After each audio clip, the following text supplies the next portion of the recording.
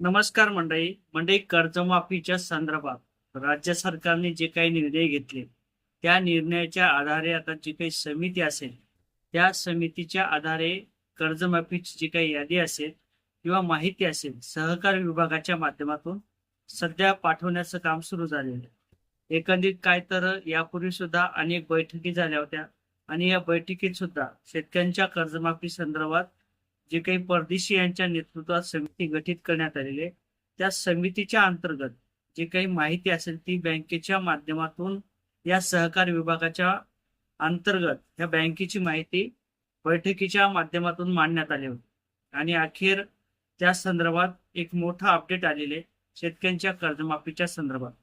आता ज्या पद्धतीने शेतकऱ्यांची अडवणूक होते आपण मागच्या व्हिडिओमध्ये सुद्धा बघितलं. अनेक शेतकऱ्यांचे खाते होल्ड करण्यात आलेले हे सुद्धा बघितलेले आहे. कारण तर एकीकडे सरकारचं धोरण हे शेतकरी कमीत कमी बसले पाहिजेत कर्जमाफीसाठी. प्रोत्साहनपर अनुदान जास्त शेतकऱ्यांना दिलं गेलं पाहिजे म्हणून अशी काहीतरी प्लॅनिंग ही कुठेतरी सरकारच्या माध्यमातून चालू करण्यात आलेली आहे. आणि जी काही समिती असेल त्या समितीच्या माध्यमातून अहवाल सुद्धा सादर करताना दिसत आहेत. आता जी काही परदेशी यांच्या नेतृत्वात समिती गठीत करण्यात आलेली आहे त्या समितीच्या माध्यमातून म्हणजेच काय तर 2022 असेल, 2023 असेल, 2024 असेल, 2025 असेल किंवा 2026 असेल म्हणजे 2025च्या सप्टेंबर महिन्यापर्यंत जी काही माहिती असेल ती आतापर्यंत किती शेतकऱ्यांनी कर्ज घेतलेले, किती शेतकऱ्यांनी पुनर्गठन केलेले, बँकेचं कर्ज किती शेतकऱ्यांनी रेग्युलर भरलेले, अशी जी काही माहिती असेल ती समितीच्या माध्यमातून जे काही सहकारी विभाग असेल त्या सहकारी विभागाला देण्याचं काम हे करण्यात आलेलं आहे. आणि आता जी काही बैठक संपन्न झालेली आहे त्या बैठकीमध्ये सुद्धा शेतकऱ्यांची माहिती ही पूर्णपणे देण्याचं काम हे सहकार विभागाच्या माध्यमातून सुरू करण्यात आलेले आहे.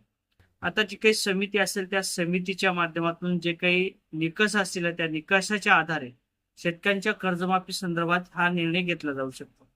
एकंदरीत काय तर जे काही शेतकरी योग्य असेल त्या शेतकऱ्यांची कर्जमाफी केली जाईल असं सुद्धा जे काही सहकारी विभाग असेल किंवा राज्य सरकार असेल त्यांनी सांगितलं होतं.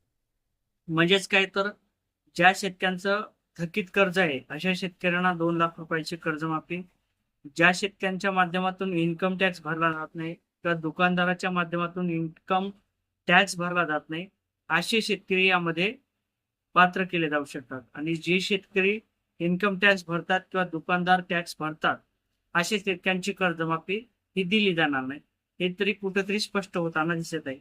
आणि त्याचबरोबर जे काही आमदार असतील, खासदार असतील, मंत्री असतील, संत्री असतील किंवा क्लास 1 अधिकारी असतील, क्लास 2 अधिकारी असतील, शिक्षक असतील, असे जे काही नोकरीधारक शेतकरी असतील अशा शेतकऱ्यांची यामध्ये कर्जमाफी केली जाणार नाही.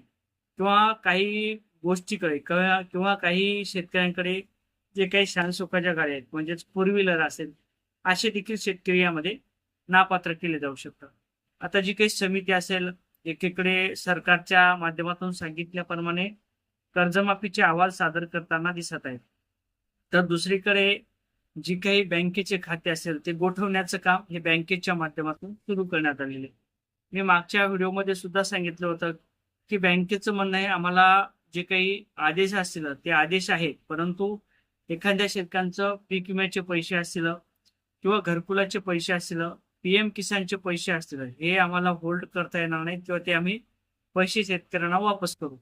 परंतु जर आपले व्यक्तिगत पैसे असतील किंवा फोनपेच्या माध्यमातून पैसे ट्रान्सफर झालेले असतील, त्या खात्यावरती आपले पैसे हे जमा केलेले असतील किंवा पिकाचे किंवा सोयाबीनचे पैसे आपण जर जमा केलेले असतील तर असे पैसे हे बँकेला अधिकार आहे असं सुद्धा सांगण्यात आलेलं आहे.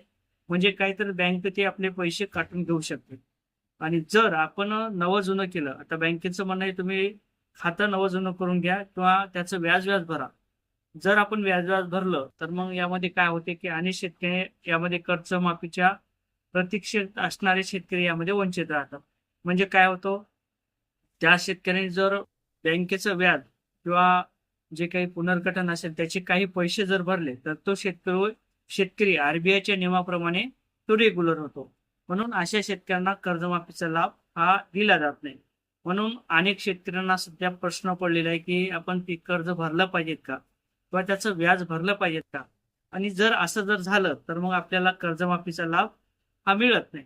अनेक शेतकऱ्यांना पडलेला प्रश्न आहे. परंतु निश्चिंत राहा, जे काही आपले पैसे असतील जरी होल्ड झाले असतील आणि जर आपल्याला कर्जमाफीचा लाभ जर पाहिजेत असेल तर ते बँकेचं कर्ज वगैरे भरण्याची जी काही घाई असेल ती करू नका. आता माझं सुद्धा व्यक्तिगत म्हणणं आहे आणि माझं सुद्धा तेच प्रॉब्लेम आलेला आहे. मी बँकेत गेलेलं असताना त्या ठिकाणी 20,000 रुपये बँकेने होल्ड केलेले आणि बँक मॅनेजरला बोलल्यानंतर त्यांचं म्हणणं आहे, जे काही पैसे असतील जर तुम्ही नवं-जुनं केलं तर ते तुमचे पैसे वापस मिळतील.